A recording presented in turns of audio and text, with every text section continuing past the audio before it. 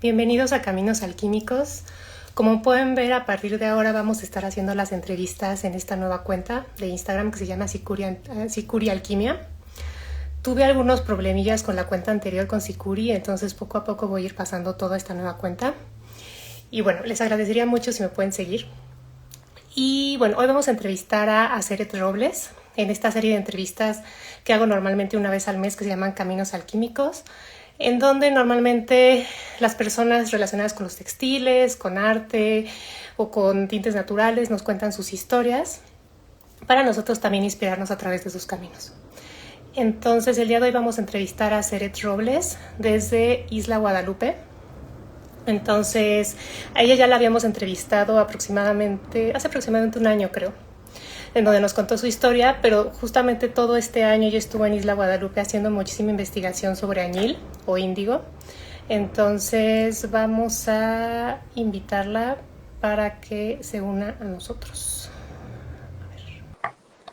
Hola, Hola Rocío, ¿cómo estás? muy Bien, corriendo. Aquí muy emocionada de estar contigo y con ustedes y platicar un ratito, que aunque sea a distancia, pues siempre es súper agradable que estemos conectadas, ¿verdad? sí, aquí justo estaba diciendo un año, eh, también te tuvimos en una entrevista con Perdón. y pues ahora contar toda la investigación sobre añil que has estado haciendo en Isla.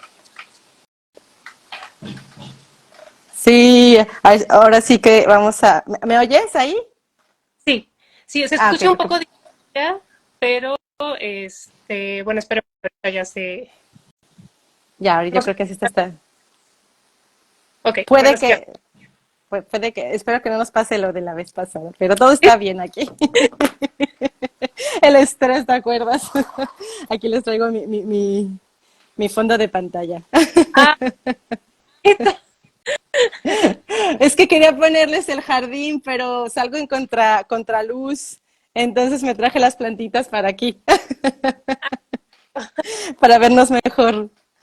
Bueno, pues, entonces ahora sí, si quieres, cuéntanos un poquito en dónde estás, qué has estado haciendo allá.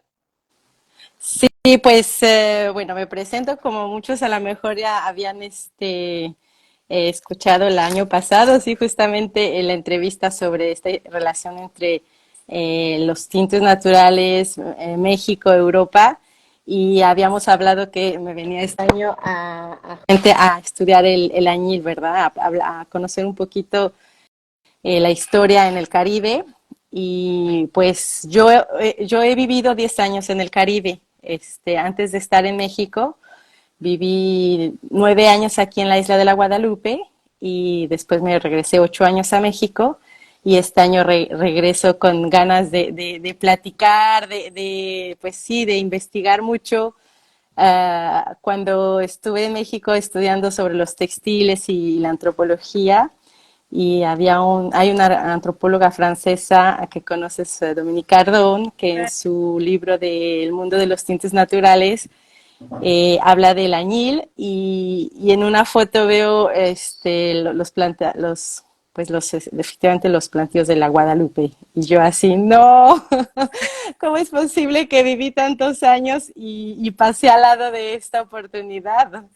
No lo Y sabía. bueno, la vida, ¿verdad? La vida te da el regreso a poder volver no estaba tan previsto regresar a la isla de la Guadalupe, pero la verdad fue para mí un regalo muy grande de la vida. Ahora sí que el camino me lo puso esta oportunidad de regresar y pues bueno, de lleno, dije, este año va a ser Índigo, Añil, Guadalupe, Caribe.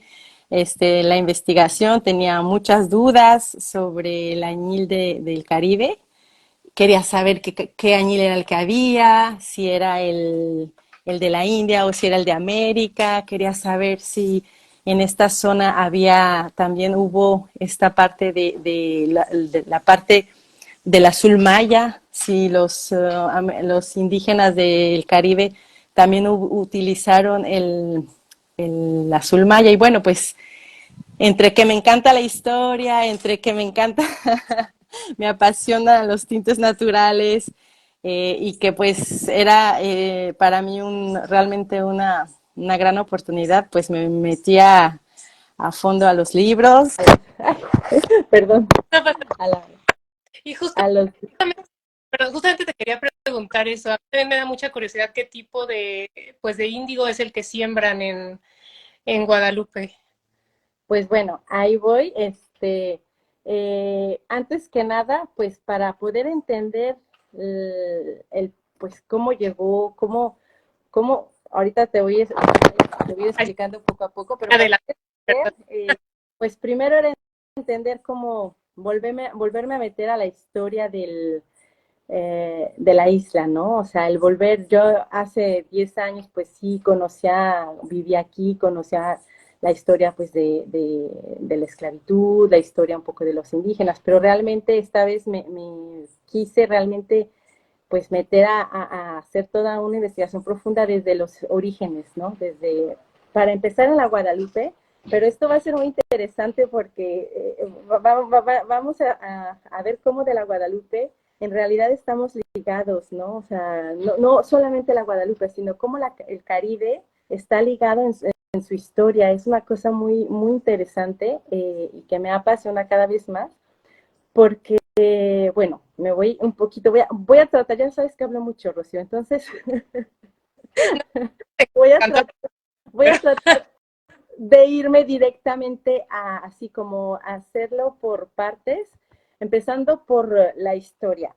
A partir de qué momento quiero hablar, a partir del momento en que Cristóbal Colón va a llegar a América. Este hecho, Ok, tal es, vez, este, sí, sí, sí. tal vez no sabe qué es el añil.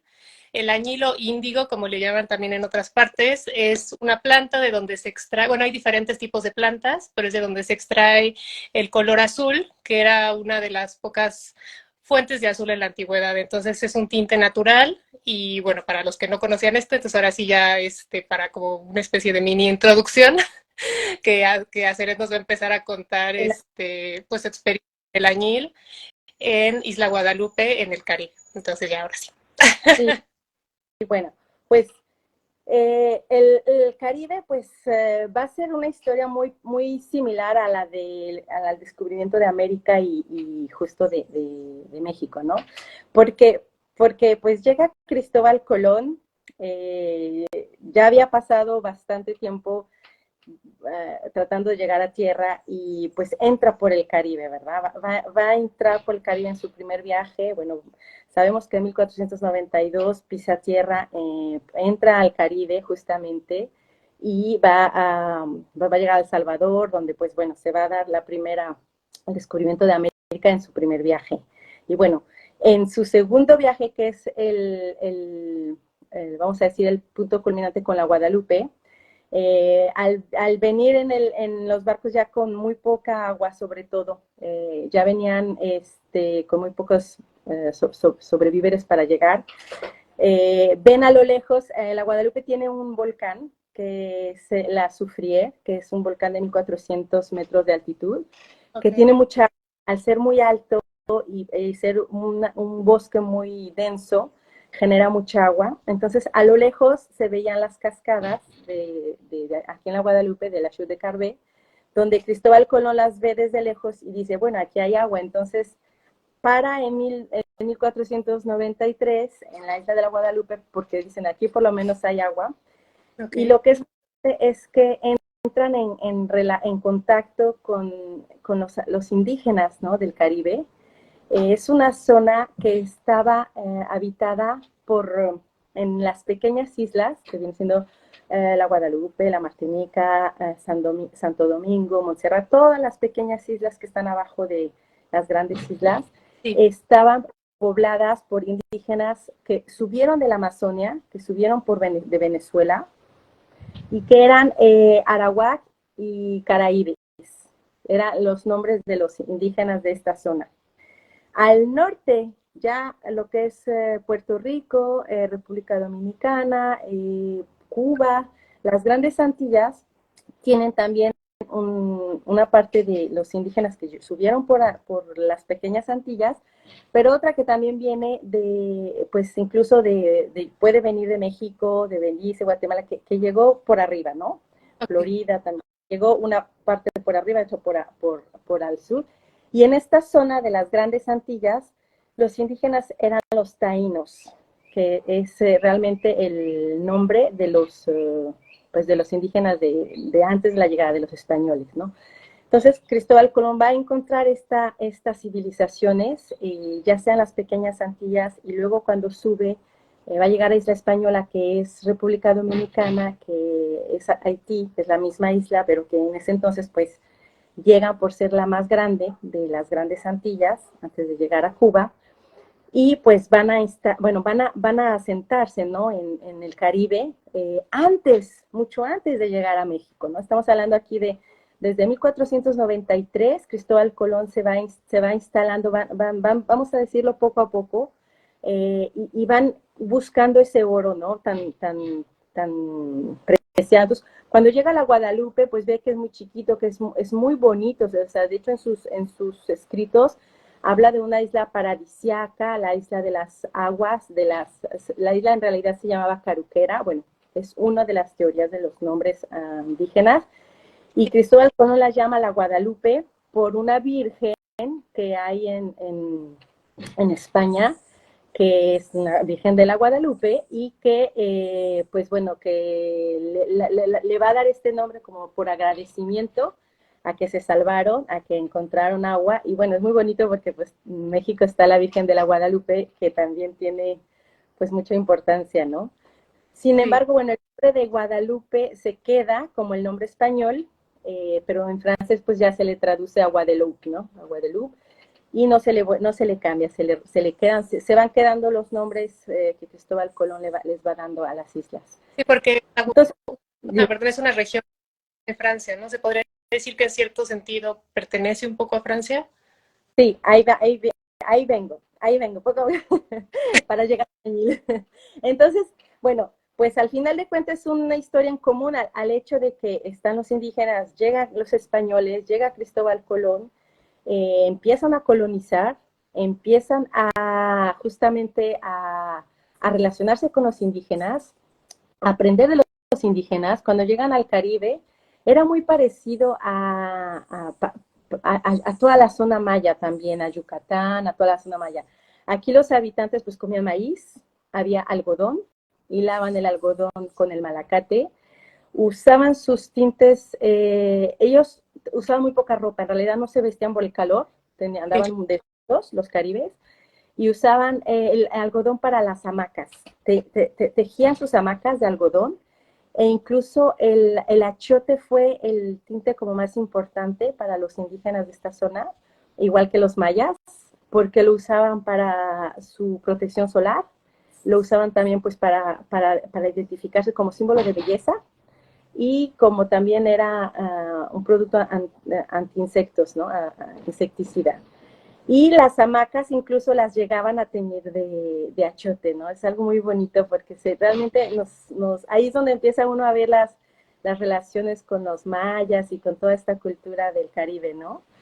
Entonces, pues igual llegan a toda esta zona del Caribe, o sea, llegan yo te hablo sobre todo la Guadalupe porque es donde vivo y donde estoy haciendo la investigación, pero pues pasan por varias islas, son muchas islas, o sea, en realidad pues son las pequeñas Antillas son islas muy muy pequeñitas, de hecho la Guadalupe es la más grande de las pequeñas, son superficies, o sea, realmente muy pequeñas, y pues en realidad no les interesaba quedarse aquí porque ellos buscaban el oro. Entonces, eh, Cuba y Santo Domingo de Española, que fueron sobre todo Isla Española, que es República Dominicana, Haití, fue la perla del Caribe, ¿no? O sea, realmente ahí se instalaron los españoles, ahí empezaron a relacionar, a fundar ya este pueblo, de hecho es la parte más antigua de todo el Caribe, incluso de América es Santo Domingo,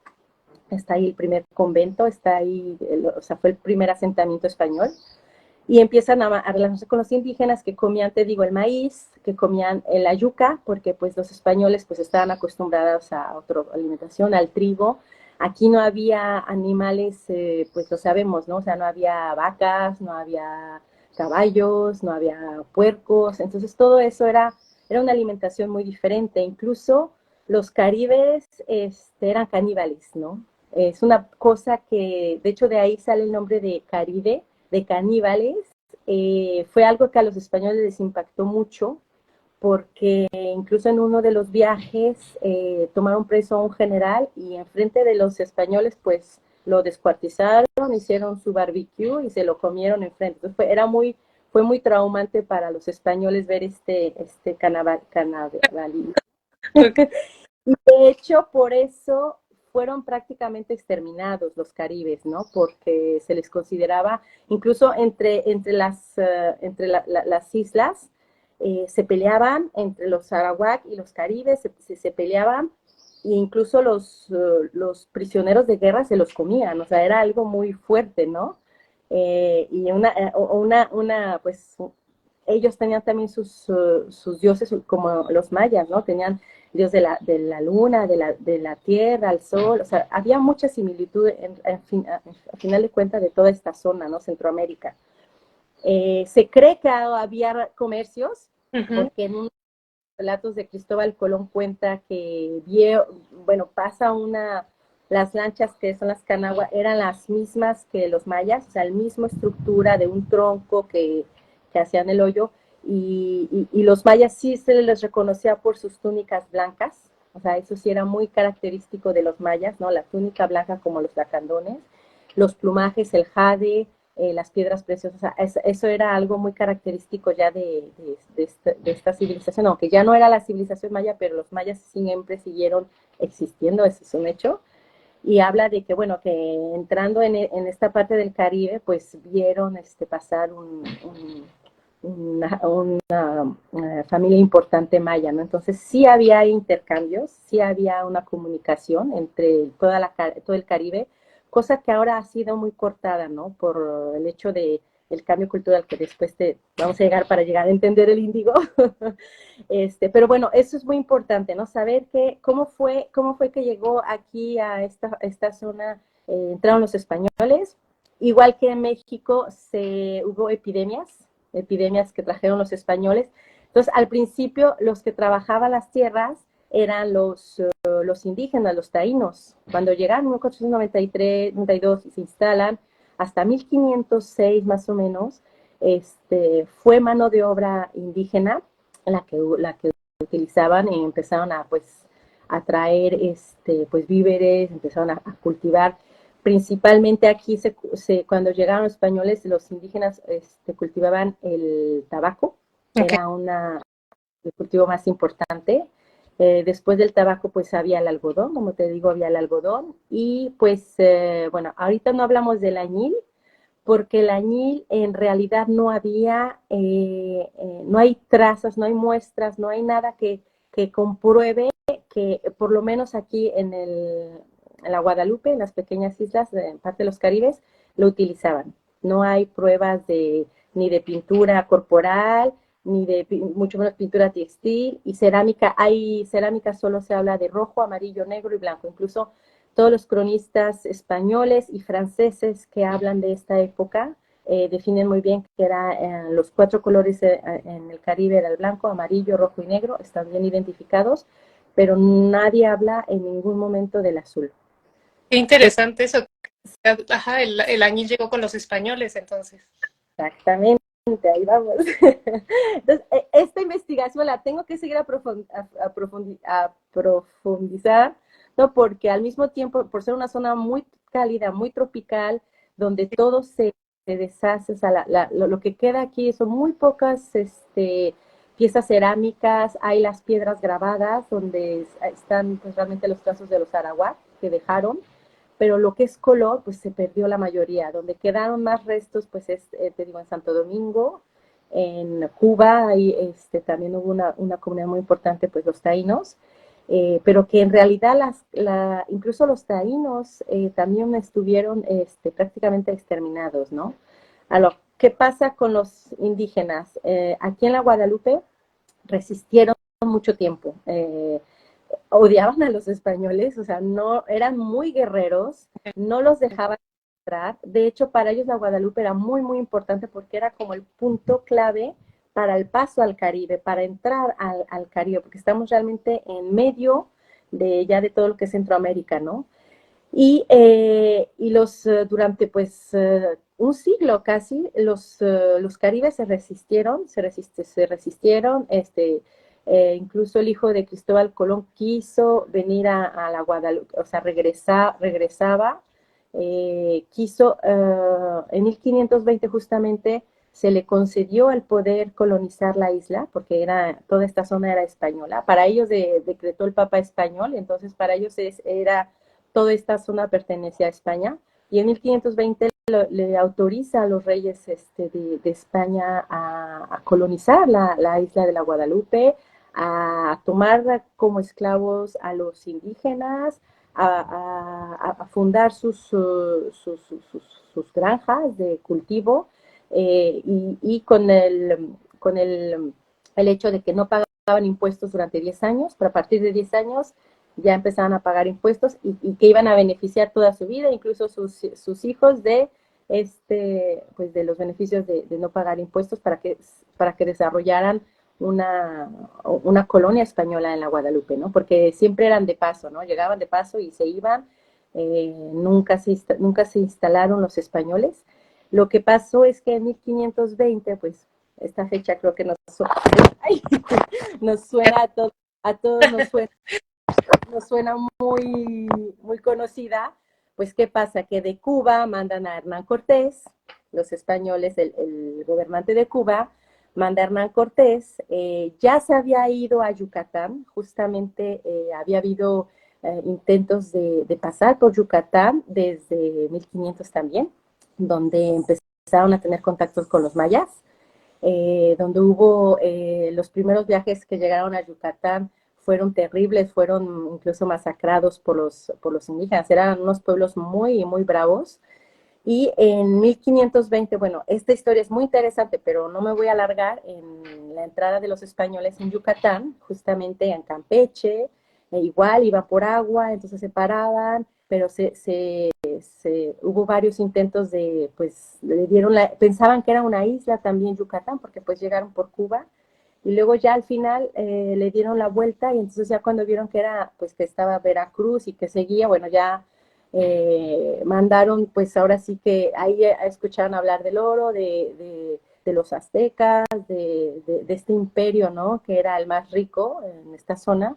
Y entonces al llegar Hernán Cortés, pues a México, pues se olvidan de la Guadalupe los españoles. O sea, ya no les interesa, hay mucho más que saquear.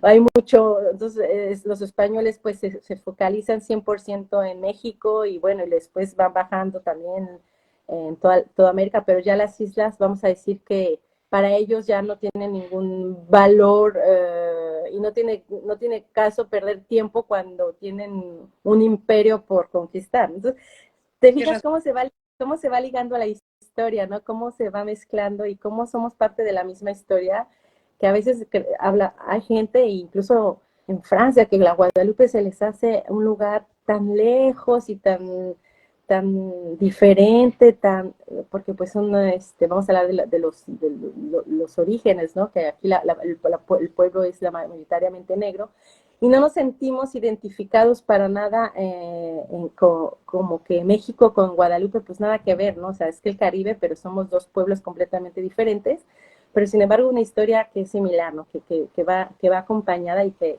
es muy apasionante en cuanto a todo. Y a veces no conocemos esas historias, como dices, se nos hace un territorio que ver, y pues es parte de nosotros también, deberíamos conocer toda esta historia. A veces creemos que es, entonces no es nuestro, ¿no? Al no ser nuestro, pues le perdemos interés, ¿no? Igual aquí, cuando yo hablo de México en Guadalupe, creen que México está lejísimos, y creen que Francia está casi más cerca que Guadalupe, que México, y sí, o sea, realmente es algo muy, cómo nos han manejado pues las gobiernos de manera que pues nos vamos olvidando, ¿no? De varias partes de la historia. Bueno, pues, ¿quieres que siga? Pregunta Ay, es, ¿cómo pasó Guadalupe de ser de los españoles, cómo pasó a ser de los franceses? Eso también es como una duda. Ay, ¿sigues ahí, Aceret? Sí, déjame le quito. Es que quiero bien. ¿Tú me oyes bien, Rocío? Más un poco de interferencia.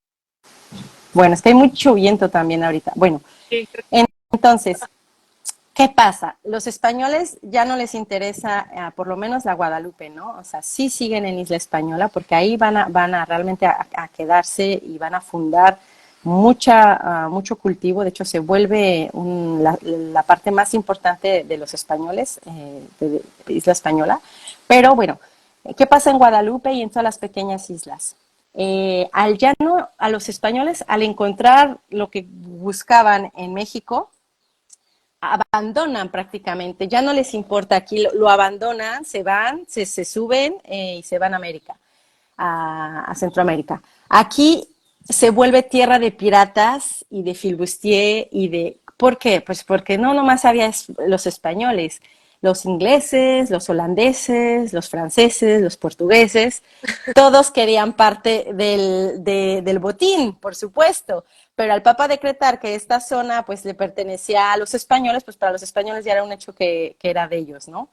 Entonces, los indígenas, como te decía, los caribes, no querían a los españoles, los odiaban. Entonces, van a hacerse aliados, así como los tlaxcaltecas se aliaron con los españoles con contra de los aztecas, los caribes se alían con los franceses y los holandeses y los ingleses para combatir a los españoles. Porque Okay. ellos lo que querían era sacar a los españoles que tenían todo el control en esta zona, ¿no? Entonces dejan entrar a los franceses, dejan entrar a los holandeses, dejan entrar a los ingleses. Pero es muy triste la historia porque, pues bueno, es una época muy dura, es un genocidio horrible en cuanto a las culturas indígenas y que también se han olvidado mucho. ¿Por qué? Porque los primeros se instalan en San Christophe, que es San Kitts, los franceses, pero Okay. estamos hablando ya de 1630, te digo, ya habían pasado 100 años en los que los indígenas, más de 100 años, porque 1630, 110 años de que llegaron a América. Los indígenas de aquí se fueron debilitando por las guerras, igual que en México, se fueron debilitando también igual que en México, por las enfermedades. Hubo muchísimos muertos por enfermedades que traían los europeos, ¿no? Aquí llegaron los piratas, llegaban los ingleses, llegaban los franceses, y era zona de, pues sí, de esperar, comer, tomar refuerzos, aliados con los indígenas y después interceptar a los barcos que salían de México hacia España para robarles o los que subían, ¿no? O sea, era realmente un puerto de pirata, toda esta zona. Perdón. Entonces, eh, a partir de 1630 ya empiezan a instalarse, ¿no? Ya empiezan a los franceses a empezar a fundar colonia y empiezan por esta isla San Kitts, que en este entonces se llamaba San Christophe, y la comparten con los ingleses, ¿no? Pero bueno, entre ingleses y franceses nunca ha habido buenas relaciones, entonces se traicionan, ya sabes, entre ellos mismos se pelean, entonces los franceses empiezan pues a salir y llegan a la Guadalupe, deciden colonizar la Guadalupe en 1635. Primero se asocian igual, ¿no? Con los indígenas, o sea, no les dicen que se van a quedar, por supuesto, pero a partir de este momento, al tener todo el poder de Francia, al tener pues todo el apoyo, ¿no? Del reinado, pues empiezan a masacrar literalmente a los indígenas. O sea, aquí sí fue una masacre muy fea, muy fuerte, porque ni siquiera fue como los españoles, ¿no? Que se mezclaban, que bueno, hacían de todo, pero aquí era así, masacre. Y los muy pocos que quedaron, caribes, quedaron muy pocos, los reunieron porque aquí los franceses tenían la Guadalupe, la Martinica, pero también tenían a la Dominica también era parte. Los holandeses también entraron, o sea, la historia del Caribe sí es muy, muy compleja porque entran los ingleses, hay islas que fueron inglesas, hay islas que se pelearon con los franceses, incluso todo el norte, todo Estados Unidos, pues igual era una guerra entre ingleses y franceses. Los holandeses eran los que tenían, vamos a decir, el capital. Fue una cosa muy impresionante porque ellos movían lo que era, vamos a decir, eran como los que daban el dinero, ¿no? Para varias expediciones. Y pues lo que pasa es que juntan a todos los indígenas que sobrevivieron, que no se los echaron porque les dijeron, o te vas a la Dominica o te mueres, ¿no? O sea, casi, tú escoges, ¿no? Entonces expulsaron a todos los indígenas, los mandaron a la Dominica. Todavía hay un pueblo de orígenes caribe, es el único que queda en la zona, en la Dominica, que han conservado su poco de sus tradiciones, porque la Dominica después fue inglesa.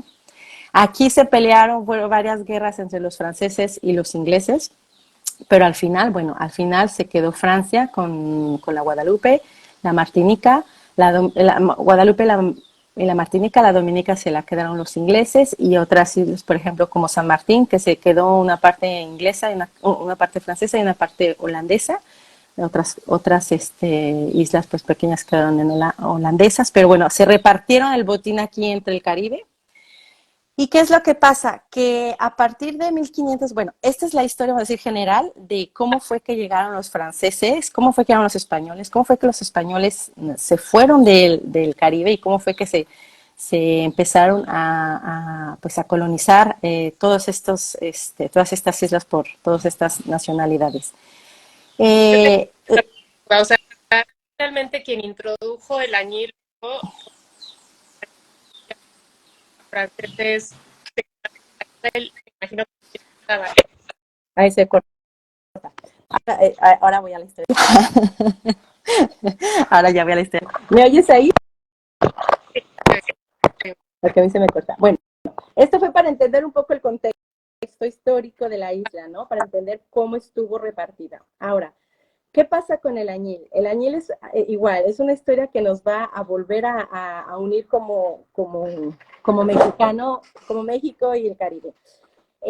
Los españoles al entrar a México, y al entrar a la maya, van a ver que los mayas utilizan el azul, ¿no? En Europa, en la Edad Media, ya se conocía el índigo de la India, ya se producía enormemente azul pastel, tú lo conoces esta historia un poco, en Toulouse, en Picardía, en Turín, en Inglaterra, en Alemania, había mucha industria de la guet, del pastel, que era la gran riqueza pues, de estas zonas. Y el añil que venía de la India, que ya se conocía, era muy caro por la distancia, por la lejanía, era muy, muy caro. Entonces, pues para los europeos era genial que ellos mismos producían su azul y ellos mismos pues tenían las ganancias. En 1498, me regreso al descubrimiento de América. En 1498, Vasco de Gama abre el camino hacia la India, ¿no? O sea, al poder cruzar por América, se abre una nueva ruta, la ruta de las especies, donde ya se tiene un acceso más fácil a la India. No hay que olvidar lo que habíamos visto la vez pasada, es que en 1554, al cerrarse Constantinopla, a los turcos tomar el Mediterráneo, pues se cierran los comercios, ¿no? Por eso se vienen a América, por eso buscan nuevas rutas. Y al llegar los españoles a América, justamente en Yucatán, ahora sí nos vamos a la zona maya, que es la que me interesa, a Yucatán, y al ver que utilizan el azul, les llama la atención, ¿no? Igual que la cochinilla, al ver que el azul lo utilizan para sus ceremonias, para sus sacrificios, había mucha cerámica pintada en azul maya, pues claro que les llama la atención. Y entonces, pues, empiezan a investigar junto con los mayas cómo se procede, cómo sacan este azul, ¿no? Ahí es donde viene la historia del indigófero sufruticosa, que es nativa de América, que estaba por todo, bueno, que había mucho en Yucatán, que todavía hay, pero bueno, no se explota. Y al Fruticosa. ¿perdón? Indigófera fruticosa, ¿verdad? Dijiste. Sí, la Indigofera Ah, subfructicosa, aquí vamos a verla. Es la que da esta semilla, que es como platanillo, de hecho le llaman platanillo a veces en algunos lugares, y es muy, muy, muy parecida a la tintoria. Es aquí la tengo, es esta hermosura. qué ¿Se fijan? hermosa. La hoja es muy, muy parecida a la tintoria. La diferencia es un poquito más puntiaguda. Estas yo las cultivé de semilla. Si fijas, la hoja es un poco puntiaguda al final, Ajá. es Sí, es cierto. Sí, más, como un tiene un punto, como un pintito. Aquí tengo la tintoria justo al lado también. Aquí tengo las dos, pero te decía que quería enseñarles mis plantitas. Esta es la tintoria. las juntas, nunca las había podido ver juntas. Esta es la tintoria.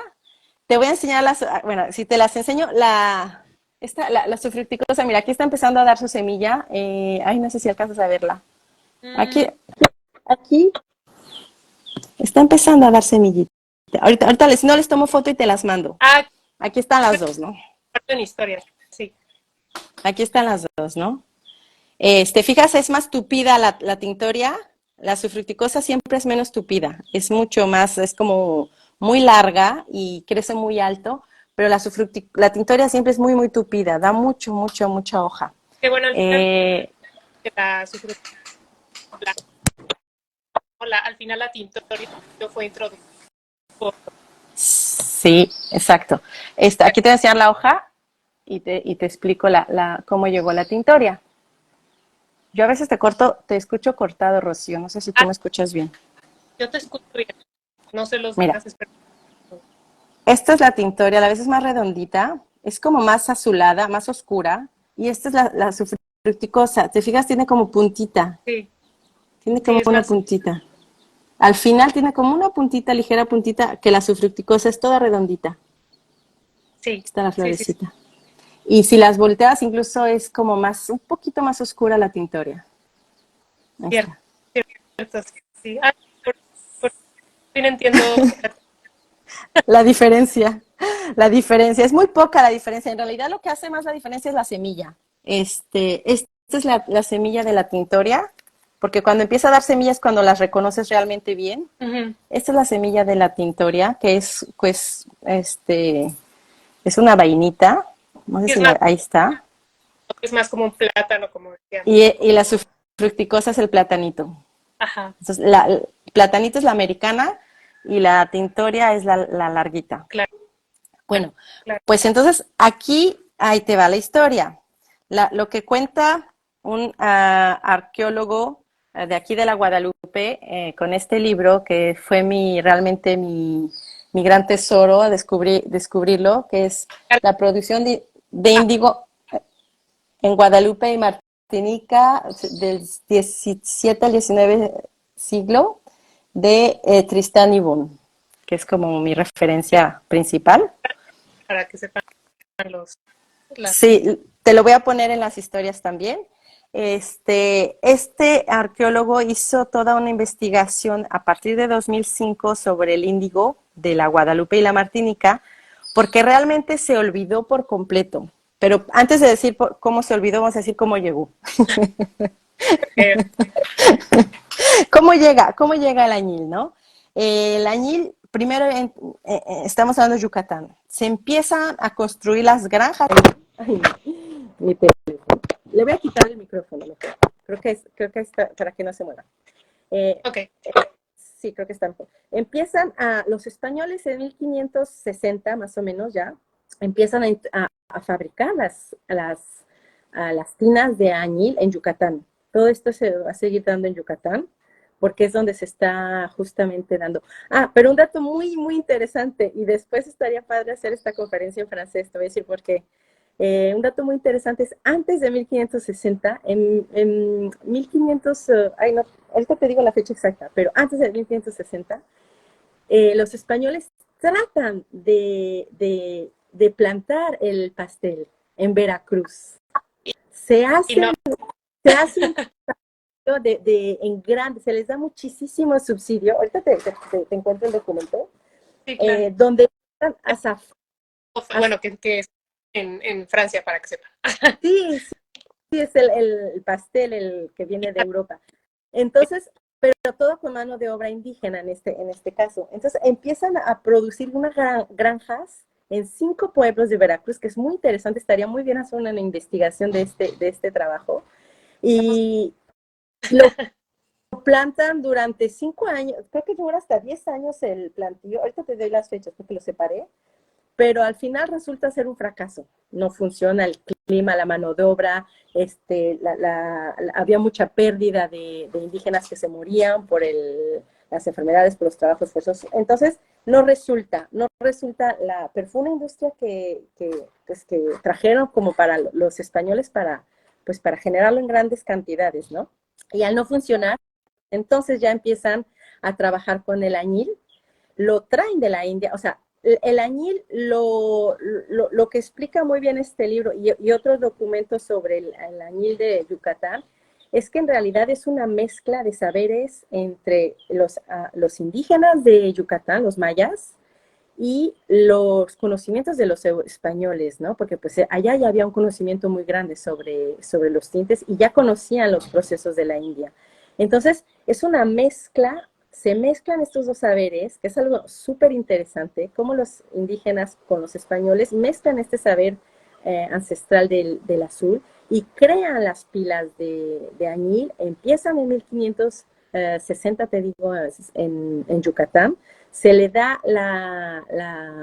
vamos a decir, se le otorga el que solamente una persona sea la que produzca el añil, pero es tan importante y es tan demandado que no se puede controlar en una sola granja y entonces se vuelve dominio público. Y entonces empiezan a crear granjas en Yucatán, muchas granjas en Yucatán, y después, por supuesto, pues, ¿qué va a pasar? Pues el clima tropical, cuando conquistan las islas del Caribe, pues lo que buscan también es producir todos estos productos exóticos, ¿no? Te digo que llegaron y había el tabaco, pero el tabaco se cae el mercado por los ingleses en 1640, más o menos se cae el mercado y empiezan a introducir el algodón, empiezan a meter el café, empiezan a meter el cacao y al mismo tiempo el añil, ¿no? El añil se empieza a introducir. Entonces, primero se introduce en Yucatán. De Yucatán se lo llevan los españoles a Isla Española, a Santo Domingo. Ahí se crean industrias muy grandes, porque el clima era muy propicio. En Isla Española, que eran los españoles todavía, empiezan a producirlo. Seguramente traen el añil de la India, pero también es muy interesante que en estas islas también hay el nativo. Hay una teoría de que sí había el sufructicosa porque hay en estas islas, pero que a lo mejor no se le conocía el uso. Entonces, lo más seguro ahora sí que mi deducción es que se traen el añil de América, de Yucatán, en la Indigófera sufructicosa, la empiezan a plantar, empiezan a producir y al mismo tiempo empiezan a hacer experimentos porque pues sabemos que hay muchas plantas de índigo que son tropicales.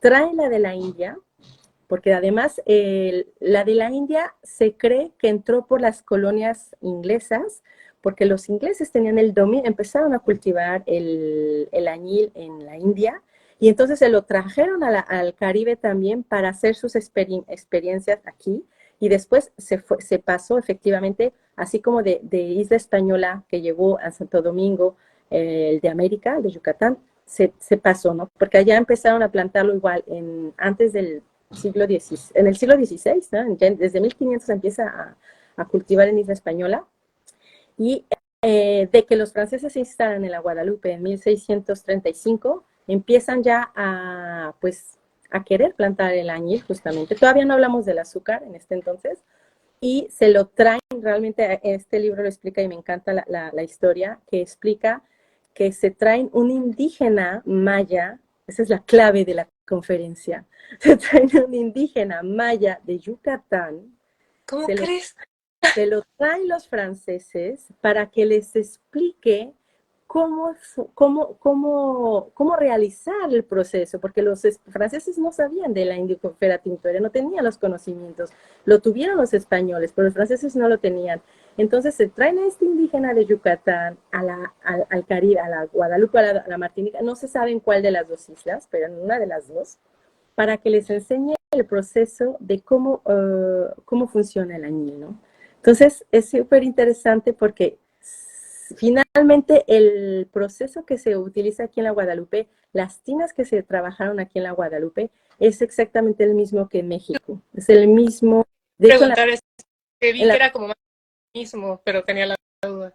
Ahora, también se cree que se perfeccionó con la India, ¿no? Que los franceses también lo perfeccionaron con los conocimientos de la India y empezaron incluso a crear máquinas, ahí luego te voy a seguir posteando las fotos, máquinas para la oxigenación, ¿no? Ya ellos muy modernos, empezaron a crear como tipo de molinos y palas, y que la idea era simplificarse la vida porque estamos hablando que todavía no entraba, en 1640 empezaba la traída de los esclavos, o sea, pasó mucho tiempo en que pues era mano de obra indígena, ¿no? Cuando entra ya la mano de los esclavos con el azúcar, con todos estos cultivos ya muy, sobre todo el azúcar, que es el cultivo más importante de toda la isla, pero que fue donde se trajo muchísimo esclavo en todo el Caribe, empezando por los españoles en Haití. Haití fue la primera isla que fue, pues por toda esta caña de azúcar, que se trajeron esclavos por la mano de obra, pero eran el tratado que se le daba a los esclavos, pues bueno, no sobra decirlo, era atroz, era horrible, eran unas condiciones realmente pues muy inhumanas. Y pues se sigue trayendo, era en la época pues en que estaba el comercio triangular, ¿no? Que de Europa cargaban productos para África, decían que un esclavo era equivalente al valor de un arma, o sea, era algo realmente horrible, ¿no? O sea, llevaban armas por esclavos, después los esclavos se los traían a América, de América cargaban con todos los productos exóticos y se regresaba a Europa. O sea, se llamaba un comercio triangular. Salía producto de Europa para África, de África se llenaba de esclavos se llegaba a América y de América se regresaba al oro, la plata. Bueno, también hubo un comercio que iba hacia el galeón que iba a Filipinas, ¿no? También hubo un comercio que pasaba por México, que cruzaba por Veracruz y que iba hasta Asia, hasta las Filipinas. Entonces, pues es una época que nos incluye como que a todos, ¿no? O sea, que estamos todos ahora sí que todos en el mismo barco, América, indígenas, europeos, Asia, o sea, todos, es realmente la apertura del mundo, es el cambio más grande a nivel mundial, o sea, es la época más importante en la historia de la humanidad, o sea,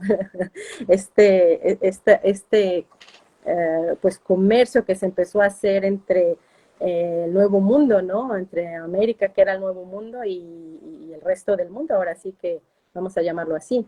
Entonces, los franceses empiezan a instalar aquí sus fábricas de añil, con el mismo sistema que te digo de los españoles, y pues efectivamente encuentro yo y he encontrado en varias partes de donde hay la Indigofera tinctoria, la sufruticosa, ¿no? Aquí en la Guadalupe hubo más de 180 indigotier, o sea, granjas de añil, que eran las pilas de añil. La mayoría se sitúan en Marigalán, en la isla de Marigalán, que es una isla que le llaman la forma de un galet, de una rosca, porque es así redondita. Ahí también se dio mucho por ser un lugar más seco, porque el añil se da con mucho sol, le encanta el sol, es así un fanático del sol y del agua.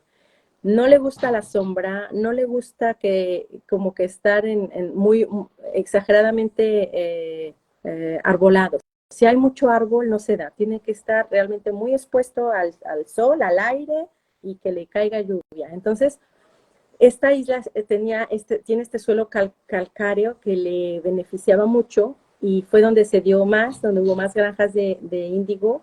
Y también, porque aquí en Guadalupe la gente, todos te dicen, el añil Marigalán, el añil Marigalán. Pero en realidad, Marigalán, como era una isla que es plana, que no se podía defender mucho de los ingleses y que tenían mucha guerra contra los ingleses. Aquí se peleaban, pero todos los fuertes se hicieron para impedir que los ingleses, ¿no? Les quitaran las islas, algunas se las quitaron, a veces hubo periodos que les quitaban una parte y luego las retomaban los franceses. Bueno, era una historia de nunca acabar entre ingleses y franceses.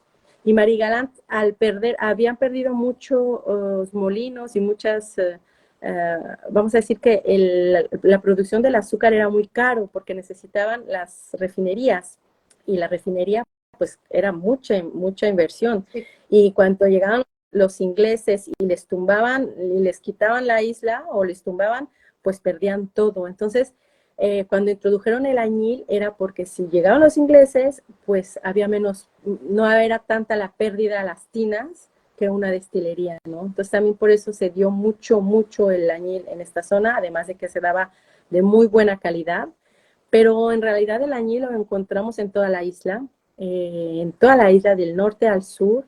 Yo lo he encontrado, como te digo, en medio de la caña de azúcar, o sea, se nota que fue plantada, que fue alternada, y tú tienes la caña de azúcar y en medio tienes el añil y tienes la sufructuosa y tienes la tintoria, entonces quiere decir que ahí hubo plantadío. También se encuentra en zonas donde aquí hay mucho pantano también. La Guadalupe tiene mucha zona pantanosa y en realidad utilizaban la salida del agua de pantano que llegaba al mar, ahí se encuentran también la mayoría de las tinajas de añil, porque utilizaban el agua de la mangrove, del pantano, para poderlo producir, y luego lo sacaban hacia el mar, y además como apesta, tú lo sabes, ¿no? Como tiene un olor muy fuerte, pues siempre las tinajas las ponían muy lejos de las casas, al borde del mar, donde el aire se llevaba, yo me imagino, todo este olor que es muy fuerte, y entonces siempre vamos a encontrar muy cerca del mar los plantadíos y a la vez las tinajas. O sea, aquí en la Guadalupe hay en San François, en Santán, que es la parte norte de la isla, que es zona caribe, con tierra calcárea, sin mucha altura. Ahí se dio mucho granjas de añil, toda esta zona, Gossier, San François, Santán, que es es una isla de forma, pues aquí tengo, es una isla en forma de mariposa. Y toda esta zona es zona que se dio mucho añil. Esta es Marigalán, esta es la isla de Marigalán, la Galette. Aquí están todos vamos a decir, hay más de 30 ruinas de tinas de índigo. Aquí en San Gossier, San François, toda esta zona sigue habiendo ruinas, aquí hay como 4. Y en Baster, que es donde yo estoy, solo hay una ruina que está detectada. Pero el añil yo lo he encontrado aquí, incluso en altura, porque yo estoy en altura, estoy cerca del volcán. Lo he encontrado mucho en altura, a 300, 600 metros. Y en toda la costa, a ver, te explico. Esta es la zona, este es el Caribe. Ok. El Caribe, y este es el Atlántico. Ok. Aquí es donde se da mucho, porque en realidad las playas estas del Atlántico son las playas de coral y de arena blanca. Y estas de aquí, que son las del Caribe, como está el volcán, son de piedra volcánica, entonces pura piedra, es arena negra, y entonces aquí es donde hay más agua también, porque aquí está el volcán, y esta zona le llaman la costa Sullivan, la Côte Sullivan, es el Caribe, y aquí también se dio, en más altura también se dio. Entonces, se da muy bien, se dio mucho también en todas las islas de al lado, en la Dominica, en la Martinica, se dio también mucho pues por supuesto en Santo Domingo, en Cuba. Tengo una amiga que después te voy a pasar el dato, que está en Puerto Rico, que lo cultiva también, que nos va a ver, nos quería ver, pero lo va a ver después. Pero es muy interesante hablar con ella sobre el tema porque ella lo está produciendo también, lo está cultivando y la sufruticosa sobre todo, y está haciendo tintes de sus propios plantadíos de sufruticosa. Qué bien. Oye, hacer, ya llevamos casi una, pero bien rápido el tiempo, pero yo te quería, o sea, también como hacer la pregunta, ¿no? Yo sé que algunas personas están como produciendo como el añil para la venta en general en algunas partes de Guadalupe, pero no sé si es algo muy común, o sea, bueno, yo sabía del doctor Joseph, por ejemplo, pero no sé si es como algo muy común que se produzca el añil actualmente en Guadalupe y se venda o no tanto. No, al contrario, yo le estoy haciendo mucha publicidad al añil en la Guadalupe porque es un tema Ah, que está muy cuidado. En realidad, el primero en retomar esto del añil es una pareja que se instaló hace como 20 años en Guadalupe, que son Gislan y Anne, que crearon la Maison del Índigo en Marigalante. Fueron sí. los primeros, son ellos Y los ellos, primeros. Anne estaba en Marigalante, Gislan se fue a la Desirad, Gislan sigue en la Desirad, Anne se tuvo que, al parecer, regresar a Francia y ahora la Maison del Índigo de Marigalante se quedó Pierre Baudou, que es un antillés que le está dando seguimiento a toda esta parte del Índigo de Marigalante. okay. Gislan sigue en la Desirad, pero con fin de regresar, pero son producciones artesanales, ¿eh? Así como yo lo estuve haciendo, son producciones de 2, 3 kilos que vas, lo recoltas, lo dejas fermentar, haces la oxidación y al final no es para comercio porque es muy poco lo que das, ¿no? O sea, estos son mis producciones de Guadalupe, pero estamos hablando de muy poco, o sea, son gramos, ¿no? O sea, esto es lo que Claro. yo he producido, Para- que es más, para mí es más para estudio científico que para tinte, no lo quiero realmente, o sea, usé alguno para tinte y es muy poca la cantidad o sea, no es una industria.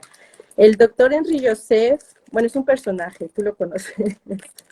es, Eh, tiene el, para el el doctor Henry, personaje. Así. Henry Joseph es un farmacéutico que le está dando mucho como el volver a las plantas medicinales. Le ha invertido mucho a su laboratorio, incluso acaba de tener los subsidios para el añil, para poder crear añil de manera un poco industrial. La producción es muy poca en realidad. Hay mucho añil salvaje, vamos a decirlo. O sea, realmente el añil que yo he conseguido es añil que está al borde de la carretera. Aquí, la Guadalupe, y es algo que tiene como una ventaja, estas islas que han sido protegidas, toda la costa está protegida. O sea, no se puede construir al borde de la playa. Hay un diámetro entre el mar y las casas que es público, en el que toda la gente tiene acceso. Y justamente en esta zona es donde hay mucho añil, porque es añil que se ha seguido, que ha seguido con el tiempo, pues no, se ha reproducido, pero de manera salvaje, porque nadie lo pela. O sea, literalmente nadie lo pela y pasan los jardineros y lo cortan como mala hierba. Y a mí me da casi el ataque cada que veo que cortan un arbusto de añil.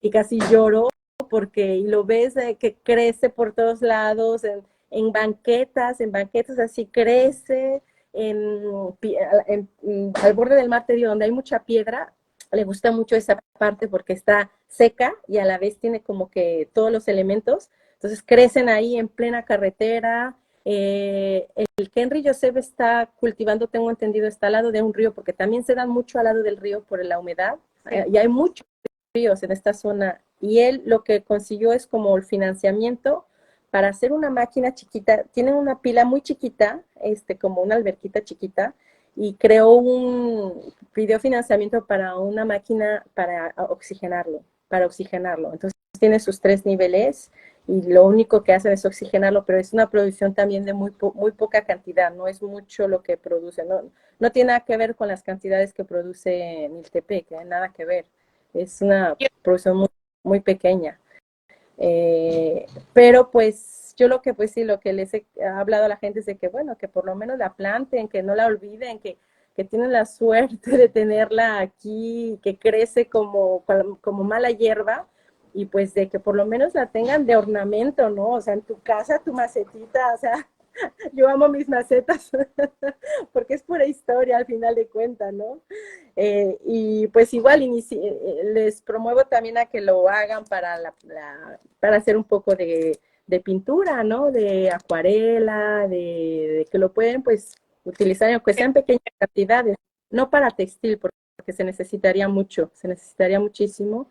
La Guadalupe desgraciadamente es un territorio muy chiquito que se ha vuelto muy turístico y que se ha vuelto muy caro. Entonces, tener 5 hectáreas, como antes había, te voy a poner las cifras, pero había bueno, no miles, pero sí había una cantidad de hectáreas enormes de cultivo.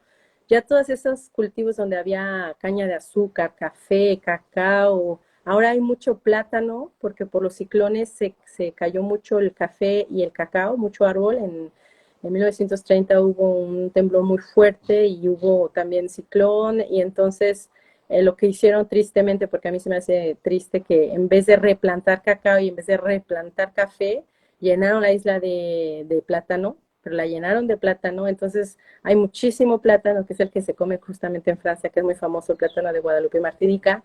Sigue habiendo la caña de azúcar. Aquí justo abajo de mi casa está lleno de caña de azúcar para el ron, sigue produciendo para el ron y el azúcar local.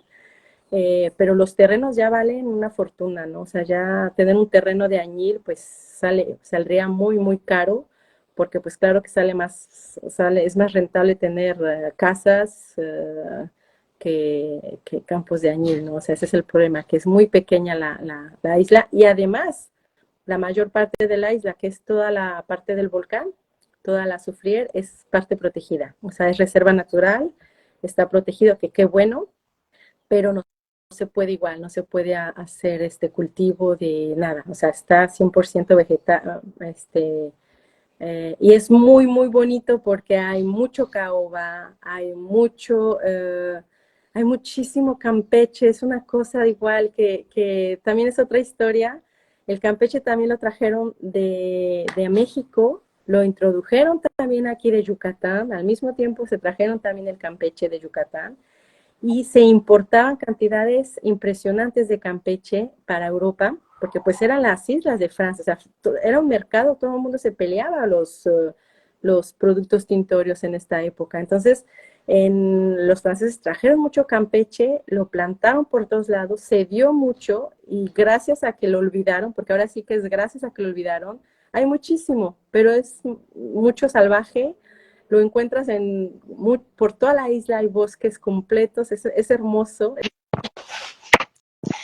Listo. Ahora sí, Ceret, es que se nos cortó. Yo creo que, no sé si porque este Instagram es nuevo y solo me deja 1 hora. No sé bien qué pasó, pero bueno, aquí estamos para concluir la entrevista. Bueno, voy a moverme un poco para enseñarles un poquito aquí el vegetal, porque ya está muy,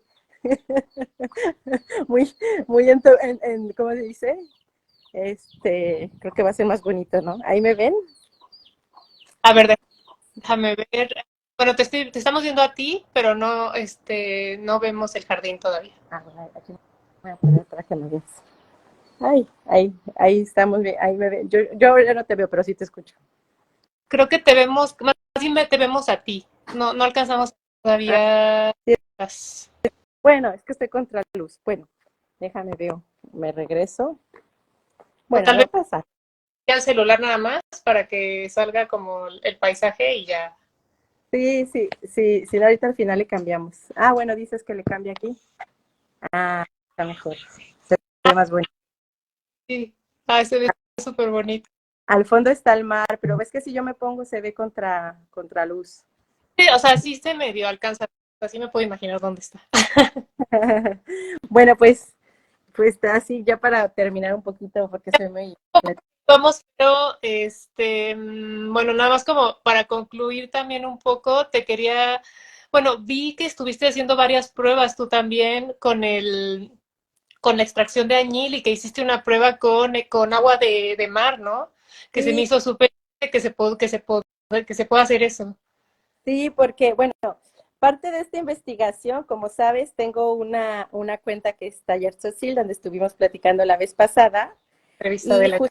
y justamente, ay no, sí, se ve muy mal, justamente en este trabajo que estoy haciendo, pues me interesé mucho en el azul maya, ¿no? O sea, realmente me tenía muchas ganas de estar en vamos a decir que en este clima tropical, pues ya que no puedo estar ahorita me encantaría estar en Yucatán y seguro voy a Yucatán y ahí les estaré platicando, el poder como entender, ¿no? Cómo los mayas, porque hay un libro, bueno, que se llama El Azul Maya, de Bonampak al Templo Mayor, que lo publiqué también, y soy pésima ahorita para los nombres, pero de Valerio, ahorita te doy el nombre, siempre se me van los nombres, pero de esta forma que habla de que el azul maya debió de haber sido algo pues muy básico en el sentido de que, bueno, ya está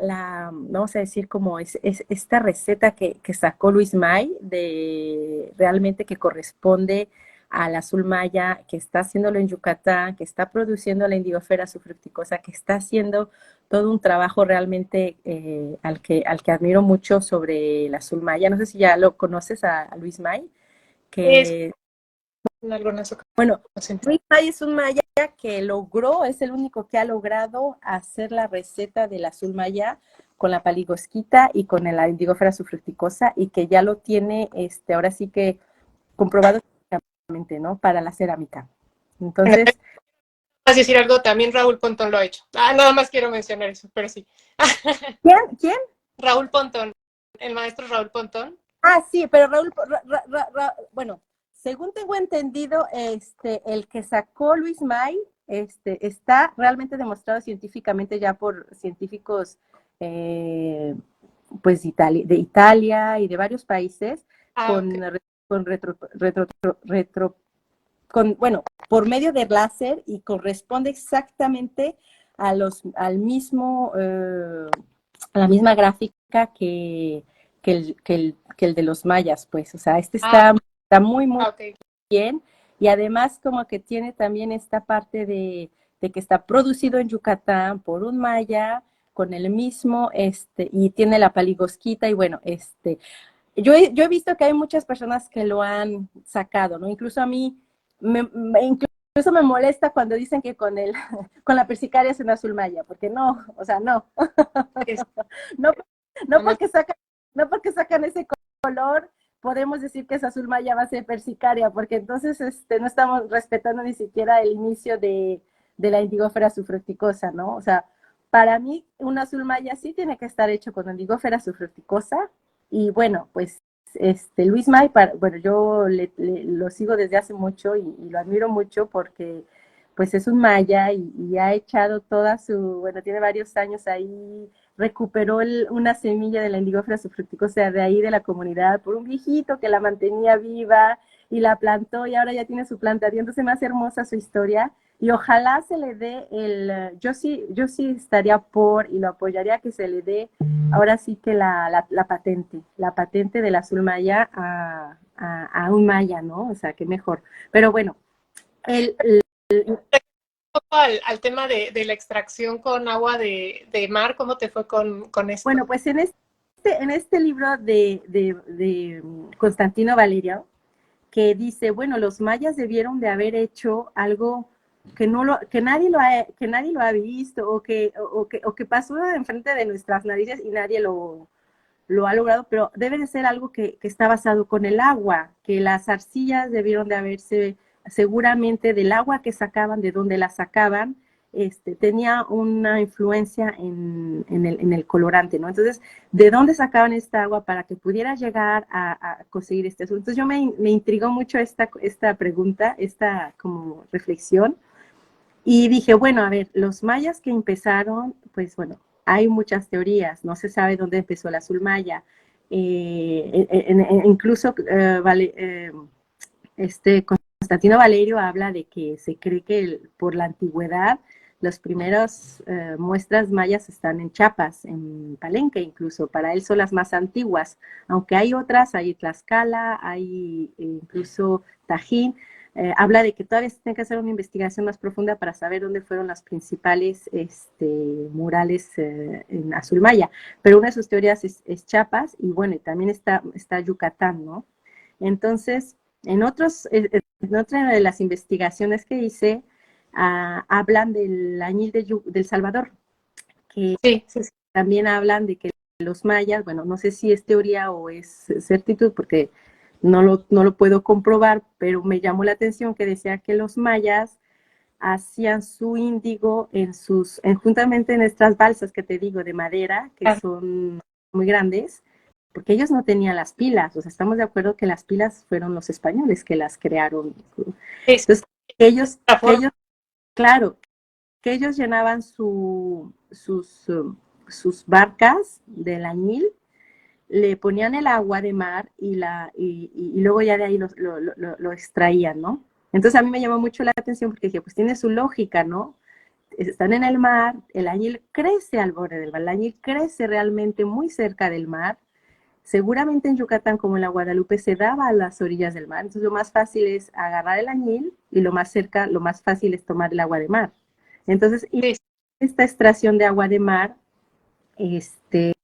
sí me dio un color más, no tan, o sea, en realidad lo que yo sigo en la investigación, pero lo que yo deduje es que sí me da un color un poco verdosito al final, pero yo creo que es más la cantidad del añil que usé y no tanto el proceso. Yo creo que al usar poco añil, porque no puedo poner 100 kilos de añil de manera artesanal, al poner 3 kilos de añil y hacerlo con agua de mar, no creo que haya influido en la calidad del color, sino la cantidad del añil, que no era suficiente añil, entonces por eso me dio un color muy clarito, porque no tenía, para teñir textil era muy poquito añil y me dio un color muy clarito, entre un azul un poquito verdosito, pero no turquesa, o sea, no llegué al azul maya. ¿lo que te dio ese color fue el textil que teñiste con eso o el No, pigmento de año no, el pigmento me dio azul marino. O sea, normal? cuando hice la acción, los dos me dieron el azul marino. De hecho, aquí tengo las muestras. Eh, otro factor que sí cambia es la arcilla, justamente. O sea, el pigmento del Claro. añil da el azul. Y que sea con agua de mar, que sea con agua de lluvia, me da azul marino, ¿no? O sea, aquí hice las muestras con los dos, agua de lluvia y agua de mar, y realmente logró un azul muy oscuro. O sea, esto es, Pero bien, sí, sí, sí.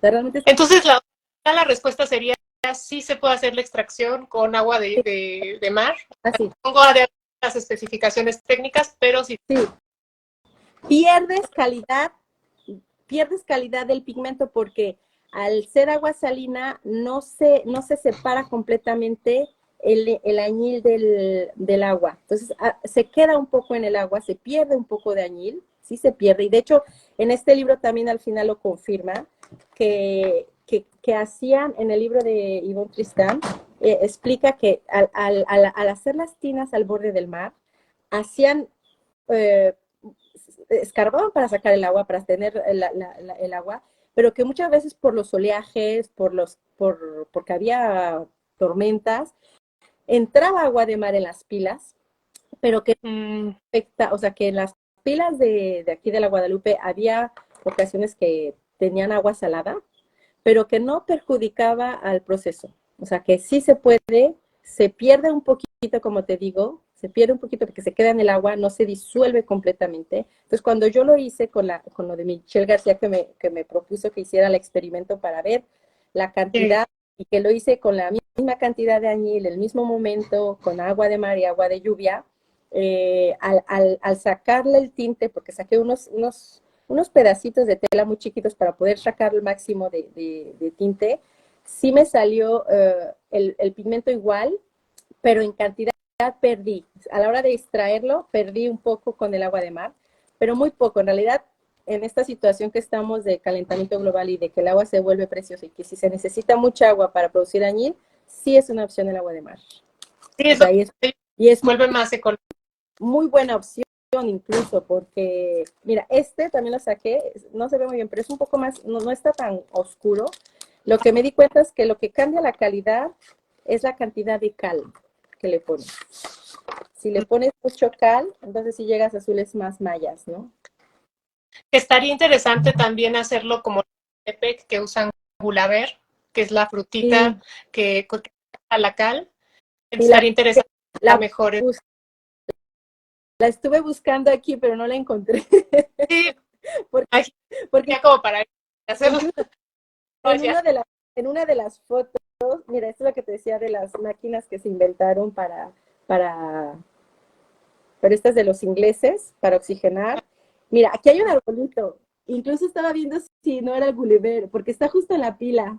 ¿Te fijas? Sí, Y, quién sabe, sí. Ajá. pero no es este, pues no dice, pero yo dije, capaz que es el Gulliver y que está ahí porque pues ya, o sea, ya lo sabían, pero no. Es un, es otra historia, descubrir cómo llegó el Gulliver a las pilas. Mira, Sí, aquí están para las, más experimenturo. las tinas que son, bueno, siempre al borde del mar. Ay, pues mira, aprovecho. A ver, una frutita chiquita que crece en Iltepec, que es súper pegajosa, y esa frutita la usan para reemplazar la cal y hacer que el pigmento se precipite. Entonces, muy interesante porque solo en Oaxaca lo hacen, en otras partes del mundo no. Casi todos lados usan cal, entonces estaría interesante, por eso decíamos hacer eso. Mira, aquí otra Eh, vez aparece el arbolito, ¿te fijas? O sea, es muy interesante porque vuelve a aparecer el arbolito en medio de sí, la... sí, Entonces yo me sí, preguntaba, ¿es que es el Gulliver? Voy a seguir investigando porque sí, sí aparece. Y este es en, pues son los archivos de Francia. O sea, eso también fue muy interesante, que al ser la isla Guadalupe todavía francesa, todos los cronistas, como el Père Labat, como varios de los que en esa época estuvieron viajando. Mira, otra vez aparece el arbolito. sí, En todas las fotos sí, aparece, pero nunca habla. En el libro, bueno, esta es la que está aquí les voy a próximo, o sea, a esta sí fui, es la única que está aquí en Baster. Y sí, también, sí. y hay un árbol aquí, ¿te fijas? O sea, está un árbol justo en la pila, pero no es Gulliver, es más bien, lo que me llamó mucho la atención es que hay, pegado a la pila había un campeche y un ceiba. Entonces, me pregunto si tendrá relación ¿sabes? Con los, pues sí, con las ceremonias. Si el tener el también. Mira, estas son las de Marigalante. Este es un sistema de dos, doble. Tenemos que ir, Rocío. Te tienes que venir y nos vamos allá a hacer una... Estaría hermoso eso. Las industrias, o sea, era una industria impresionante, o sea, eran unas pilas enormes. Y la verdad, pues es una lástima que se haya perdido toda esta cultura que incluso Casi.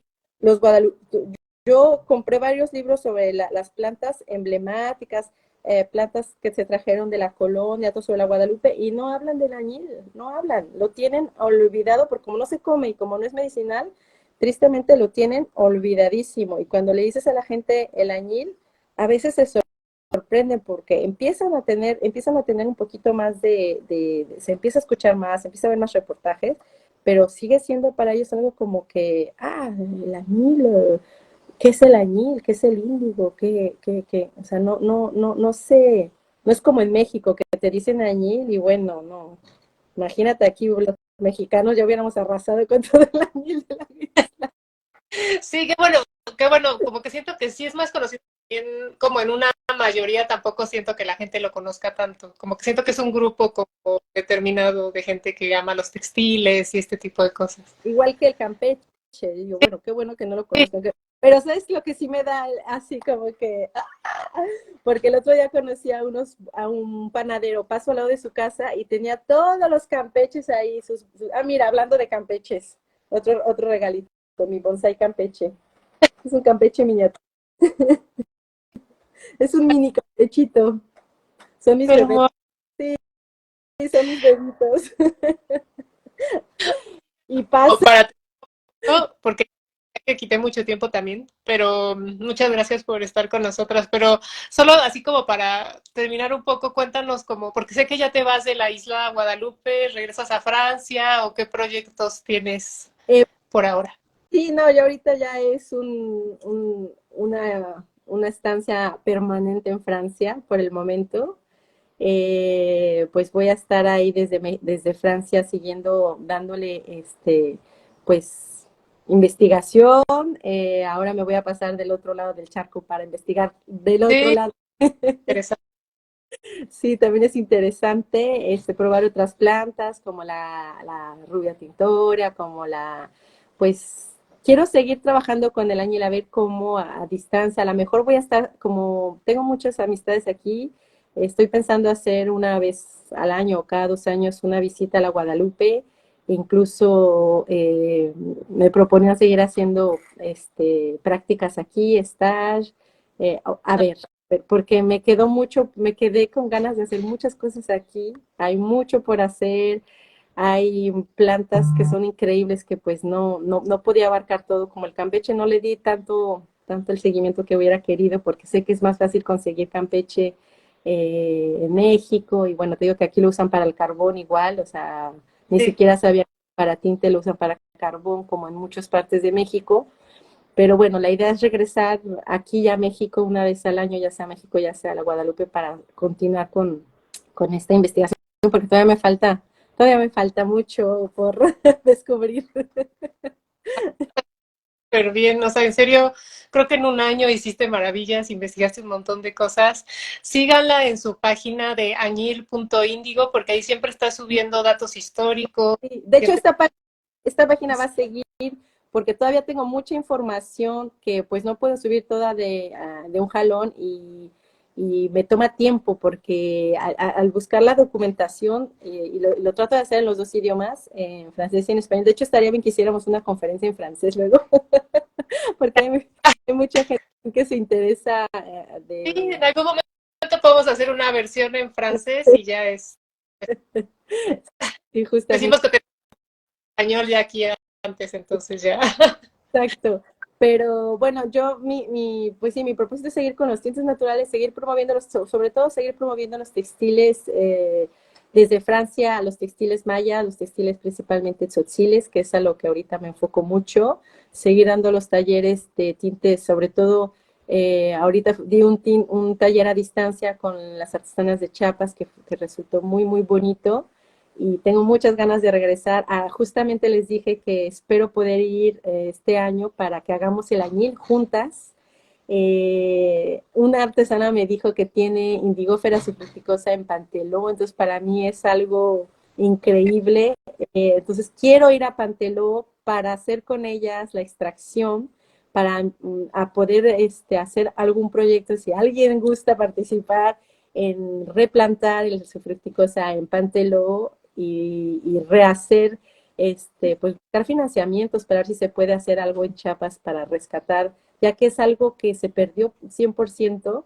Digo, no estoy para nada en contra y al contrario, voy a seguir promoviendo el añil de Niltepec. Ahorita mi segundo paso y con muchas ganas es hablar mucho del añil mexicano, del añil de Niltepec, que se me hace realmente, pues, gracias a ellos que se haya conservado esta cultura.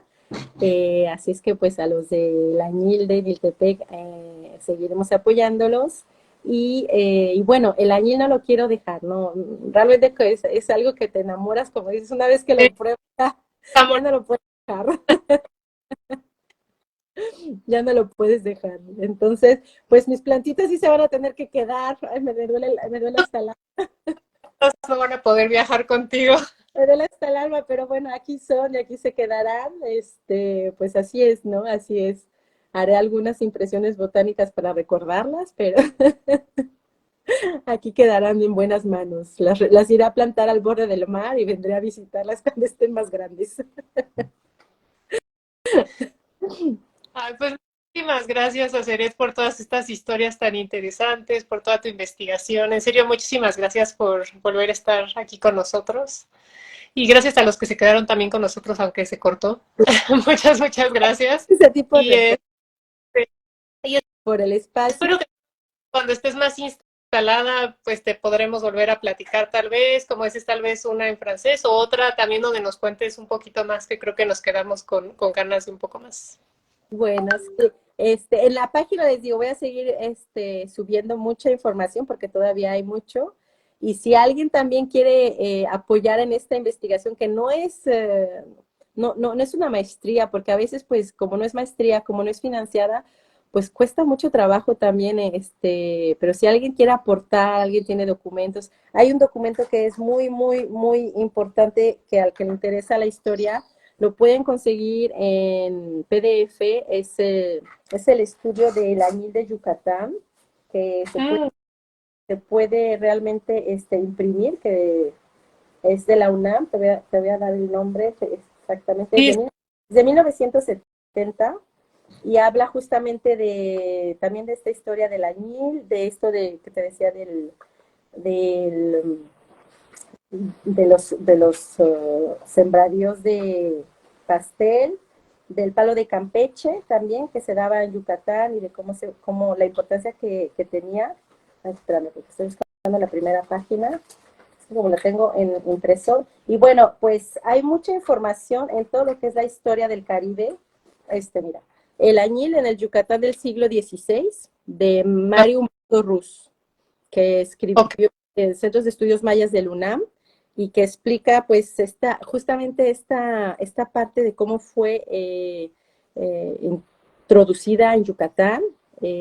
Habla justamente de lo que les platicaba un poquito, ¿no? De, bueno, viene muy completo y lo puedes bajar por internet. Y bueno, Ok. tiene muchísima información más específica el del añil Pero entonces, Guadalupe Martínez. ¿puedo encontrar en PDF en Google, en Internet? El otro sí, el de Mario Humberto Ruz, sí, está en PDF en internet. Ok, bueno, Se lo voy puede a buscar y a ver si lo puedo compartir en las historias. bajar. Es de la UNAM, entonces seguramente la UNAM lo tiene, pero está el PDF se puede telecargar en internet. Y bueno, Ok. también me basé mucho en muchos libros sobre la Guadalupe, sobre la historia de la Guadalupe, como aquí está la mediateca, aquí hay una mediateca, la Mediateca del Caribe, que habla de todas las islas y está más la mediateca universitaria, pues tuve como que esa oportunidad de tener archivos que me ayudaron mucho pues justamente a entender, ¿no? Este proceso de cómo la añil fue dándose por medio de la historia de los piratas, por medio de los franceses, por medio de los españoles, que realmente pues resolvió mis preguntas. Y sí se cree que también había añil aquí, o sea, la planta se cree que sí estaba, más no, Mira, todavía no hay prueba de que se haya utilizado, por lo menos los caraíbes no. Cuando llegaron los españoles se empezó a utilizar, pero antes no hay trazos. Pues espero les haya gustado, espero les haya interesado. en serio, y te mando un saludo hasta allá y espero que pronto volvamos pues a platicar o a vernos en físico. Eso espero, ya te espero y en México pronto, México pronto. Sí, claro que sí, gracias. Saludos, bonito día, hasta pronto, adiós.